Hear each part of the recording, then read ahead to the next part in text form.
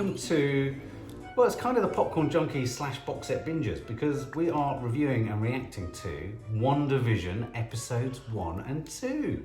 Yeah. Who knew WandaVision was even a thing? Yeah, I keep thinking when you say it, Mum, you say WandaVision. Well, I am actually sort of saying WandaVision. But it's like Wanda, as in, do you remember that movie, A Fish Called Wanda? I do remember WandaVision. Nadia was in that. No, she wasn't. She was in Clockwise. Oh, she was in Clockwise. Yeah, I love your sudden sort of strident. Anyway, so what is WandaVision? So for those of you who are Marvel aficionados, this is part of the Marvel Cinematic Universe. It's the first Marvel series to land on Disney Plus. It ties into the Avengers. It fits into the whole MCU arc and what are they called? Not stages. What is it? Phase. It fits into all of the Marvel phases. Kevin Feige, the head of Marvel's phases, and they all interrelate and they all interconnect. Okay. Now, of course, for the astute, we'd know that Vision, played by Paul Bettany, dies, or in Infinity War, because his gem is in his head. The one of the yes. Yeah. And Scarlet Witch, who is obviously Elizabeth Olsen, Yes. is crestfallen and heartbroken and what have you. So this is curious that this has come out, I think, at all. So it's kind of an odd choice, I think, for a first Marvel series. Yeah, actually it is. For Disney generally as a company, because they've got The Mandalorian, Star Wars makes sense, and you'd think Marvel makes sense, but why these two? But some observers have said they've kind of got nothing to lose, because they're two of the, not least favourite, but they're the least sort of... Yeah, they have not really got much to them. They haven't got much to them, exactly. They haven't got a major sort of loyal fan base, which I think in a weird way is kind of quite creatively freeing, perhaps. Yeah. Now, Mum, you knew nothing about this as we went in to watch it, did you? Nothing. So what did you think you were watching? Dick Van Dyke Show from 40 years ago. Oh, it's interesting you should say that, Dick Van Dyke. Yeah. But you know what I mean? Mary Tyler Moore, that Yeah, sort of and you hadn't seen any of the trailers or anything like that? Seen nothing like that. In fact, I recognised Paul Bettany. I didn't recognise Elizabeth Olsen at all. But clearly it was a sort of piss take of that sort of era of... But we knew kind of what we were getting into. We'd seen the trailer, we'd hadn't seen we, the Maddie? trailers, yeah. What were your thoughts going into it? Were you kind of excited? I mean, I was confused by the first trailer a lot. Yeah, it's very trippy, wasn't it? Yeah, it was just, I couldn't figure out why and stuff. Yeah. But I think it was the second trailer or just the last one, and it gave more insight into, and it showed that there was like a darker layer to it, because I thought it was literally just a sitcom, and they were kind of doing it like, you know. And it was interesting because we watched it first, and then we've got Nan to watch it, and I kept saying to Maddie, let's see how she reacts, because it's strange. It is really weird, but I liked how weird it was once the episode had finished. At first I was just like, what is this? But when you saw like hints of kind of a darker thing going on, it's like... So essentially these two characters are sort of trapped within a 1950s, 60s black and white television sitcom, not unlike the Lucille Ball, was it I Love Lucy? Yeah, I Love Lucy. Not unlike Bewitched. And so I have a really sort of distant, and Mary Tyler Moore show. I have very distant memories of those being played on repeat, but Maddie would have no knowledge of them at all. So when I knew Maddie was watching it, I thought this is going to be a hard sell. Right down to the canned laughter. The whole canned laughter. The whole canned laughter that you don't get now, which is like where you have a audio thing of, you know, they laugh. Which is disorientating. It is disorientating. But what I thought was quite clever about it was quite quickly you began to feel, I guess because we know the characters, something clearly artificial is at work here. You know, there's the artificiality of a sitcom and them all talking in that sort of way and doing all of this. And then just very slowly, I just felt episode 1 had a couple of moments where it just tightened things. And at first I thought it wasn't doing it enough. And then after watching the first 2 episodes, I thought it, on reflection, did it just the right amount. Yeah. And that moment for me was around the... So you've got all the classic tropes of a sitcom, haven't you? Couple, suburbia, neighbours. Nosy neighbours. The boss, who's like the bank manager. Yeah. You've got Paul Bettany at work. But behind this sort of veneer, they're both these kind of superheroes. Yeah. And there's just a sense of disorientation which crept in with them not knowing why there was a heart on the calendar. Yeah. You know, to commemorate a day. Yeah. And then the scene around the dining table when the boss comes over for something to eat. What did you think of that? I really liked that scene. I did. And I really like that actress that played the wife of him. Oh, She's you in know that her. 70s show, which is... That's what the show's called. Yeah. The 70s show. Oh, okay. But she was really good in that as well. But I thought that scene at the dinner table was really, really good. Really clever, especially as she kept saying to him, stop it. It reminded me of 2 things, that scene. Yeah. It reminded me of that Get Out scene where she says no. Yeah. the woman, no, Yeah. no, Yeah. you know Yeah. that one. And it reminded me of David Lynch. Yeah, it was. I also very thought the way it David was lit was quite like David Lynch. Yeah. It was, Like yeah. the black and whiteness of Black and whiteness, and of course David Lynch is obsessed with suburbia, so I felt I Yeah. was getting. But were you getting that from that? You were so confused. I was. I've never seen a look of more sort of confusion. It wasn't until the dinner table bit where what happens at the dinner table happens that it actually got me. I was sort of coasting up until that point. Yeah, So I was totally. thinking, well, I understand all the references, but what exactly is the point? Why are they there? Yeah. But then with that scene at the dinner table, when she says sort of quite darkly and do something, save him, she says, doesn't Yes. she?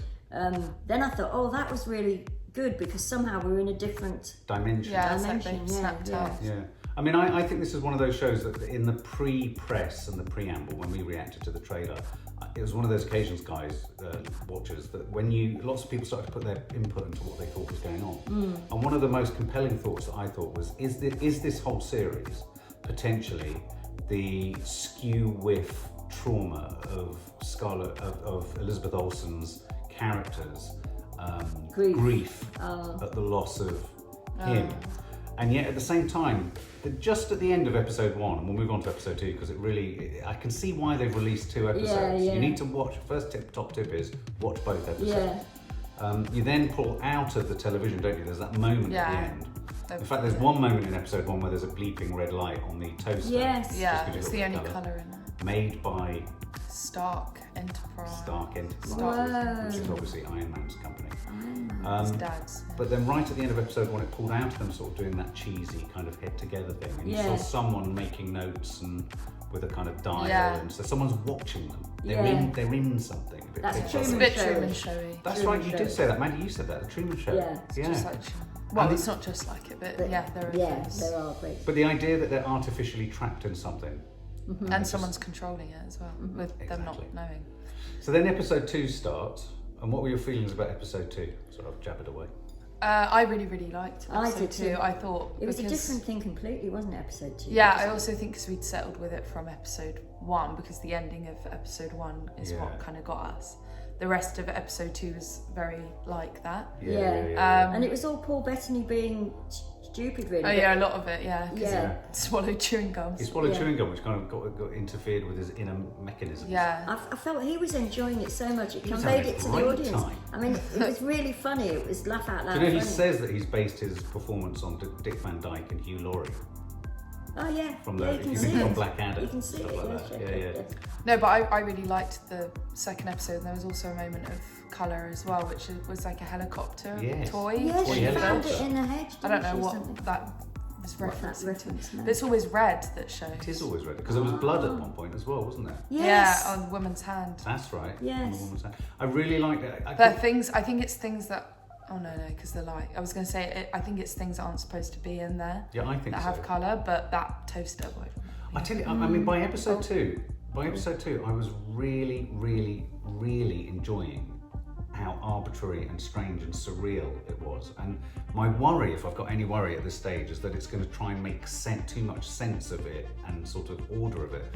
For example, I loved the kind of riffing on the Stepford Wives with all of the circle of friends. Oh, Yeah. And that lovely scene where there's that controlling woman who was sort of saying, oh, no, that's not the way I want to do it. And you can see Wanda sort of trying to control herself. Yeah. Trying to identify with people. I thought all of that was really, there were moments where I felt genuinely creeped out Yeah. by how artificially sunny it all seemed. I was really creeped out by the scene where it was just Wanda and the woman talking, and then the radio went all weird, and they were going like, "Wanda, why are you there? Wanda, why are you there?" Yes. And then the woman was like freaking out as well, and she was going, and she snapped out of it because like the whole time it's everybody around them's acting Yeah. kind of normal, you know? Yeah. Yeah. Yeah. So it kind of just seems like everybody's trapped in it as well, even with when the wife in the first episode was going, stop it. It's like Yes. they're all stuck in there. Like Yeah, they Yeah. get trapped in a people. time loop.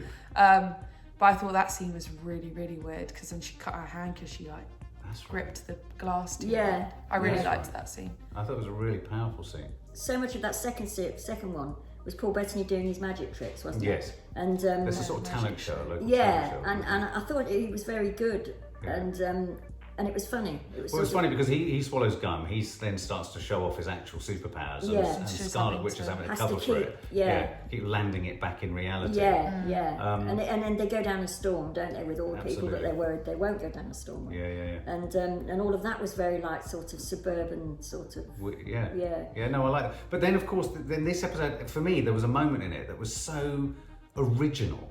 And I don't see stuff like this anymore. No. It was where they heard something outside, they went outside, the manhole cover starts to move. Oh, yes. And the beekeeper came out.